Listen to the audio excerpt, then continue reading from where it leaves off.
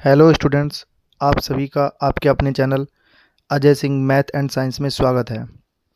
तो आज हम लोग बेसिक जो गणित होती है उसका जो आधार होता है, जो बहुत ही छोटे छोटे पॉइंट्स होते हैं, उनके बारे में जानते हैं और समझते हैं। तो चलिए शुरुआत करते हैं। संख्याओं से संबंधित महत्वपूर्ण तथ्य। अगर हम पहले पॉइंट की बात करें तो सबसे जो छोटी प्राकृत संख्या होती है वह एक होती है।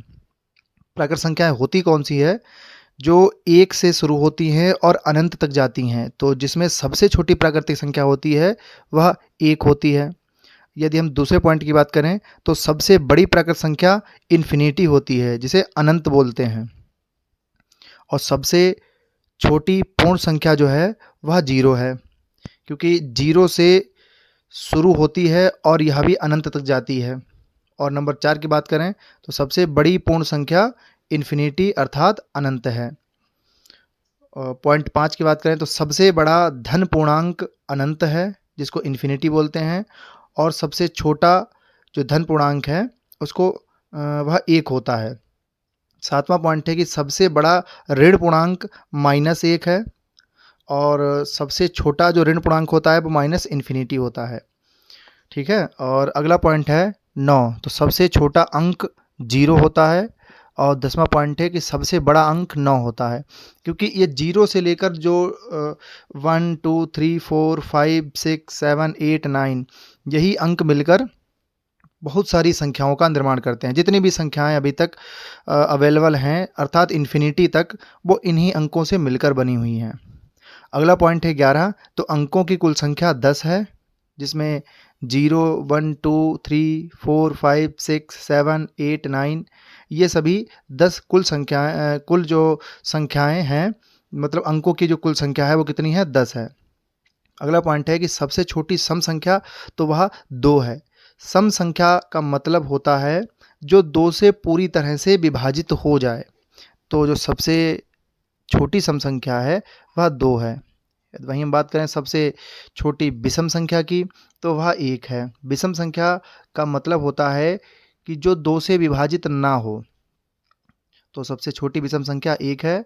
और अगला पॉइंट है कि सबसे छोटी अभाज्य संख्या, तो सबसे छोटी अभाज्य संख्या 2 है। और अगला पॉइंट है कि एकमात्र सम अभाज्य संख्या वह 2 है।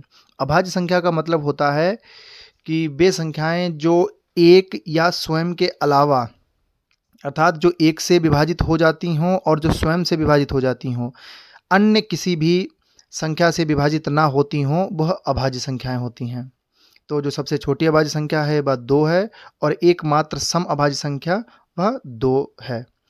अगला अगला पॉइंट की बात करते हैं तो सबसे छोटी भाज्य संख्या 4 है, और सबसे छोटी विषम अभाज्य संख्या 3 है।